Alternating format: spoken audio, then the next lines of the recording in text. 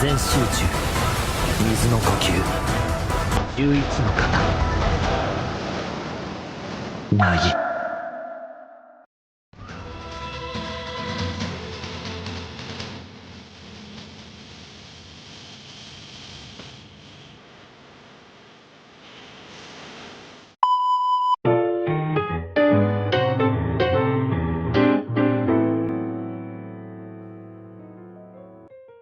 Chapek 呢個品牌可能唔係每位朋友都聽過，但係講到 PP， 大家一定唔會陌生。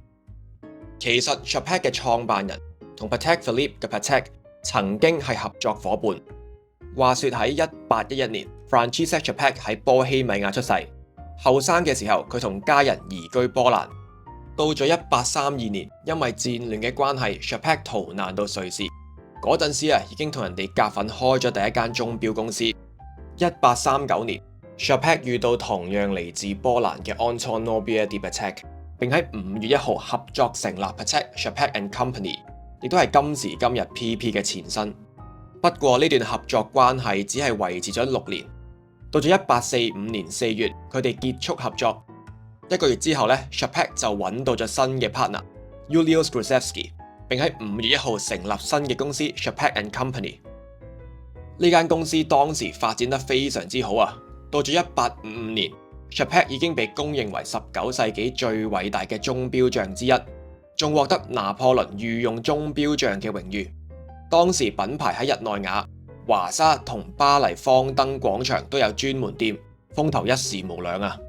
唔好意思，嘥咗大家分幾鐘時間，因為咧頭先講嘅歷史其實同今時今日呢個 Chapek 唔可以話關係不大，只可以講係完全無關啊！其實當年嘅 Chapek 早喺1871年已經離奇咁消失咗，而今時今日呢個 Chapek 講到底啊，其實就係一個由錶迷同投資者眾籌而成嘅新進品牌。Xavier 同另外2位創辦人深入研究 Chapek 當年留低嘅作品，務求將品牌嘅 DNA 傳承落去。喺講呢隻 Promenade 之前，首先要介紹下佢2款前作。Kiddeberg 係 Chapek 10年前 launch 嘅第一個系列，成隻錶最搶眼嘅就一定係4點半鐘位置嘅 subdial， 可以見到左邊嘅半圓就印上咗星期日到星期六，另一邊呢就係數目字1到7嘅刻度。我第一次睇都有啲迷啊！原來呢個設計係復刻翻過百年前嘅陀錶設計，巧妙咁利用機芯長達7日嘅動力儲備。喺每個星期嘅第一日，當你上滿晒鏈嘅時候呢，指針嘅2端就會分別指向星期日同埋數目字7。當你隻錶一路行嘅時候，佢嘅動力儲備就會開始下降。舉個例子，當你隻錶行咗2日之後，應該剩翻5日鏈。支指針呢個時候呢，就會分別指向個5字同埋星期二啦。除咗呢個咁特別嘅錶盤佈局之外，呢隻錶另一個亮點就一定係個錶殼。左側係一個內嵌式嘅設計，並且做咗噴砂處理，另一邊就突翻一個弧形嘅 crown guard 出嚟，成個設計好連貫，出到嚟嘅 finishing quality 亦都非常之高，令到呢隻得12mm 厚嘅錶喺視覺效果上更加薄啊！第二隻要講嘅就係品牌比較多人關注嘅 Antotique。呢隻錶無論係錶盤、錶殼同錶帶嘅做工都冇得彈啊，絕對係我心目中 Top 5嘅一體式鏈帶運動錶。不過今次重點想講嘅係佢嘅機芯，呢個 SXH5 機芯係品牌第一隻由0開始完全自主構思嘅機芯，個佈局非常獨特，珍珠陀放咗喺機芯嘅右邊。左手邊可以見到由一系列鏤空橋板固定嘅 gear train， 由於冇多餘嘅機芯夾板遮住，大大增加咗個機芯嘅觀賞性。雖然打磨上只係做咗最基本嘅鍍角拋光，但係呢個機芯真係齋講創意已經贏晒啊！一個3針嘅機芯，就算係用上珍珠陀，通常喺佈局上都唔會有太大嘅突破，更多會 focus 喺打磨上。呢個機芯係少數我覺得可以媲美手動計時機芯機械結構上嘅美感。點解要花咁多時間去介紹 Kiddeberg 同 Antotique 呢？因為根據品牌嘅講法， Promenade 其實就係由呢2隻錶演變而成。而事實上的而且確可以喺 Promenade 身上見到好多 Kiddeberg 同 Entity 嘅影子。最直觀可以見到嘅就係個錶殼，用上咗頭先介紹到同 Kitty Bag 一樣非常有立體感嘅設計。機芯就用到咗同 Entity 同一個 base 嘅 SXH5， 並且改成 Subdial 喺4點半鐘位置嘅小3針佈局。呢個咁薄嘅機芯俾咗設計師額外嘅空間，將隻錶嘅厚度再壓縮去到10mm 左右。而根據官方嘅講法，佢哋將一個原本為運動錶打造嘅機芯放到呢隻 Promenade 上邊，但係同時亦都刻意唔將佢做成運動錶。我對呢句說話嘅解讀就係品牌希望將呢隻錶定位成一隻優雅得嚟又唔使太正裝嘅正裝錶。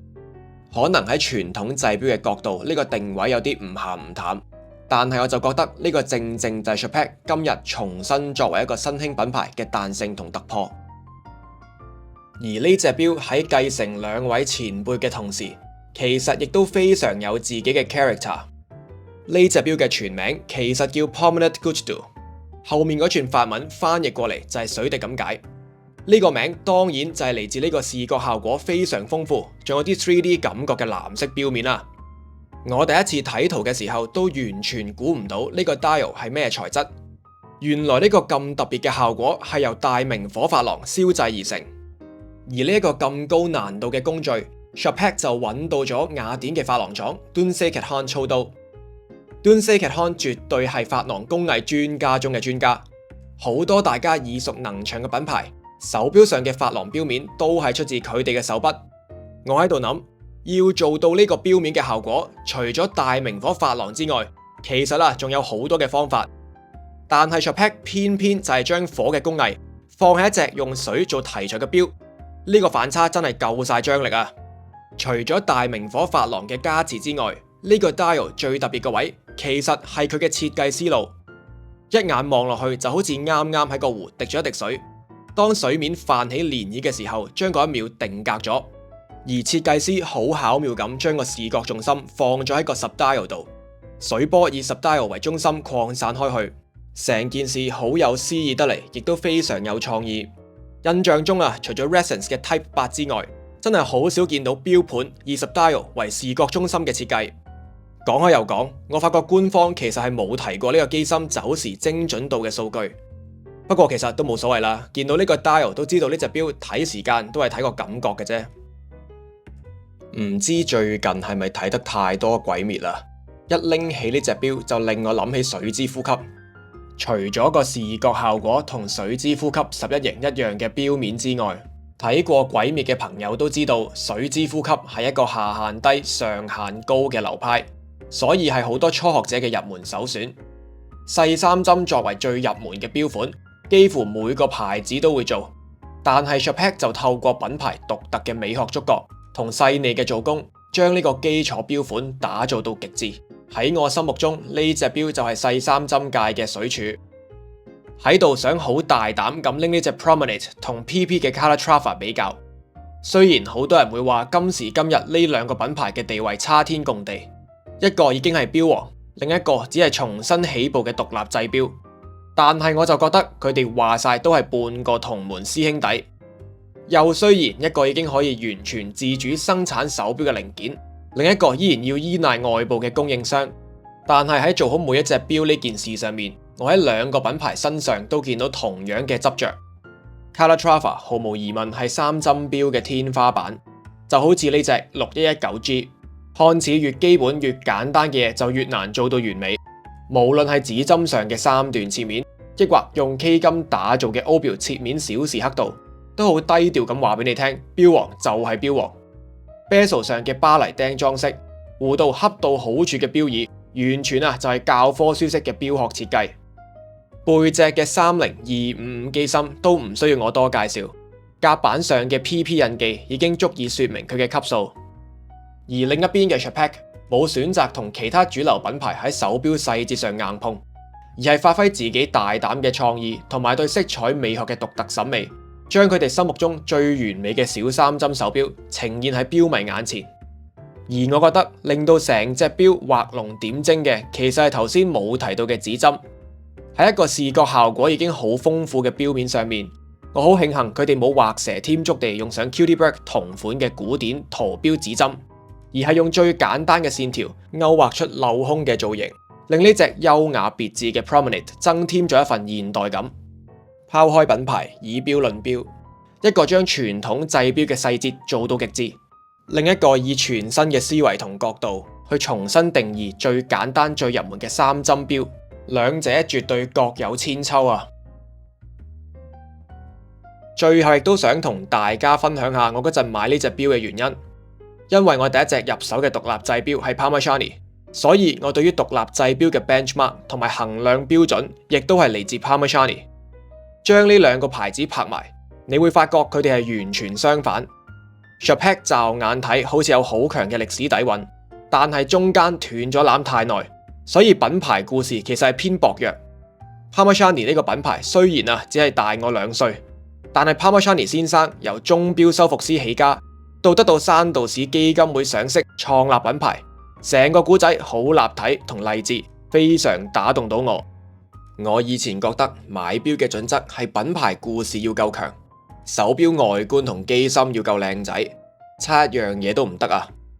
好老實講，我一開始認識 Chapek 呢個品牌，其實就唔係好 buy 佢嘅品牌故事，雖然到而家都唔係好 buy。